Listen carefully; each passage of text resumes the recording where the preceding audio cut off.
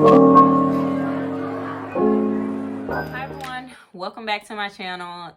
Today we are going to be talking about, of course, homeschooling in Mississippi. I am doing a series of, I'm actually interested in learning about the different states' requirements, and I want to bring that content to you all. So if you have not already, please like and subscribe to our channel and join me on this journey, and let's get started. So, of course, it's only right that I start with the state that we actually homeschool in and that we actually live in. So, we are in Mississippi, and Mississippi literally only has two homeschool requirements. Number one, if your child is enrolled in public school currently, you have to withdraw them from public school. And the next thing, of course, is to complete a homeschool enrollment form with your local school attendance officer by September 15th. Now, if you decide to homeschool your child in the middle of the year, that's okay. I myself pulled our children out of public school in January, and we didn't have any problem. We submitted their certificate of enrollment, and you have to do that certificate of enrollment every year that you're going to homeschool. So every year after your initial year, you will do it by September 15th because that is the deadline. I have a link in the description box for the certificate of enrollment as well as the Mississippi list of school attendance officers. Mississippi's homeschool policy is also a link that's in my description box, as well as the Homeschool Mississippi Code 37-13-91.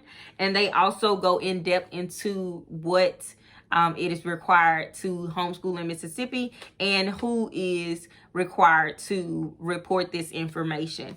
All of this information goes through your compulsory school attendance enforcement department. I will link I'll insert a photo here.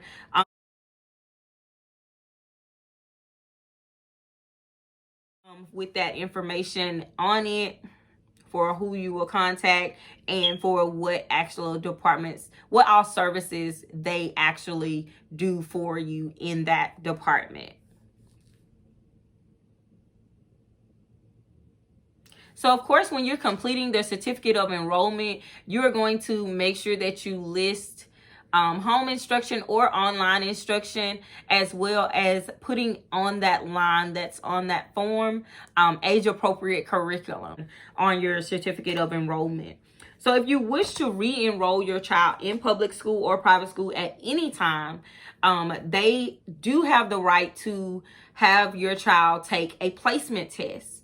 It is encouraged, but not required, that you keep a portfolio, because some school districts will take a portfolio of your child's work and not test them to see where they are. But the testing only can just tell them what your child knows and what they understand up until the point that they take the test. So I am neither for nor against the testing of the child coming back into the school district. Mississippi doesn't, there's no real way around that testing other than not putting your child back in public school. So, of course, each school district has its own requirements for the placement test or for what they will accept to waiver that placement test. To reach out to your specific school district and ask them specifically what all you would have to do to re-enroll your child back into the public school setting if you have withdrawn your child and started homeschooling and it wasn't a good fit for you and you want to put them back in public school. So the next thing, of course, a recommendation from the Mississippi Department of Education is to reach out to potential colleges and universities to inquire about what they require for admission. This can also help you with graduation requirements for graduating your students. At the end of the day, you as the parent in homeschooling, you are determining when they have fulfilled their graduation requirement. Take the ACT, have your child to take the ACT, take the SAT, and of course, you can always prepare for that, because that also can help them when they're looking at colleges, when they're looking at different career programs. That ACT can waiver a lot of things. It's just amazing what that ACT score can do for your child and how it can help them. So of course, with homeschooling, like I said before, the parents determine when their child has fulfilled graduation requirements, and the parent can issue that homeschool diploma.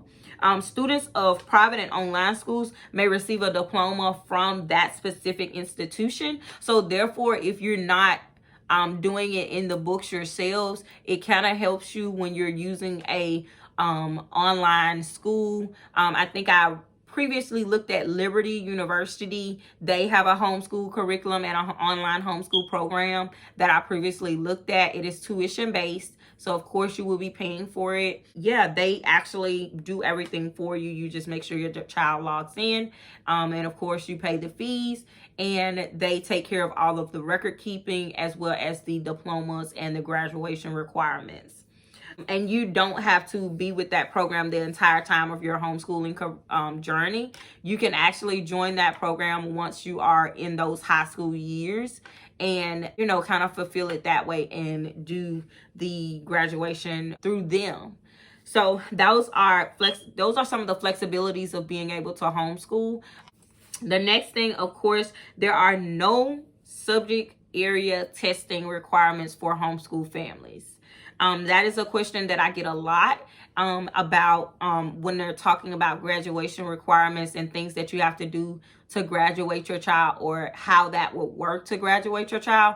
You as the parent are determining what all courses are required for them to graduate, and preparing them for life after homeschool and college life, and preparing them to enter into the world. So you as the parent are taking on that responsibility in this homeschool setting. So of course, the homeschool parents, you are creating the transcript. You're including any information that you deem pertinent to the college that they're selecting to go to, or that they're applying to go to, the military if your child is deciding to go into the military, and future workplace organizations.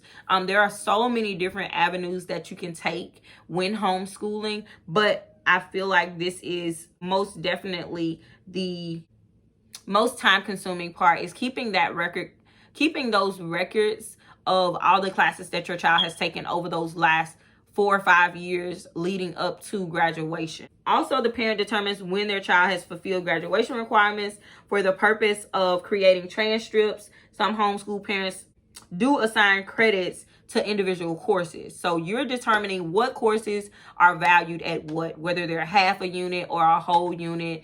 They may do PE for half a unit. They may do home economics for half a unit. But these are classes that you as the parent are creating for your child. And of course, the GED program is available to all students, or all youth or young adults age 18 or older. And when they turn 18, that's what makes them eligible to take the GED test. So like I said, I've covered a lot of information. I do have some links in the description box. There are 2 homeschool associations that Mississippi does acknowledge on their Department of Education website, and they're the Mississippi Homeschool Association as well as the National Homeschool Association. When you call the Department of Education and inquire about homeschooling, these are the places that they're going to send you to. After they tell you those 2 major things, these are the 2 places that they're going to tell you that you can reach out to for support. I joined several Facebook groups for Mississippi for support as well. There's also I have another link in the description for the Mississippi Homeschool Frequently Asked Questions. And I felt like those were very important for us to see and just read through, because you can get a lot of questions answered through frequently asked questions, because a lot of us are asking the same questions. So that's why they're there. So like I said, that's what our video is about today, and I'm gonna wrap this video up. And thank you so much for watching, and I look forward to seeing you next time. Comment down below if you have any additional questions. Next up, we have Tennessee. I'm so excited for Tennessee because we are literally a skip and a hop away from Tennessee.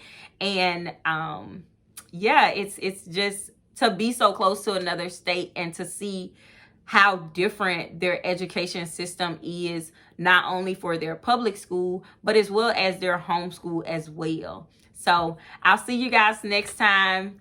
And thank you so much for watching. Bye.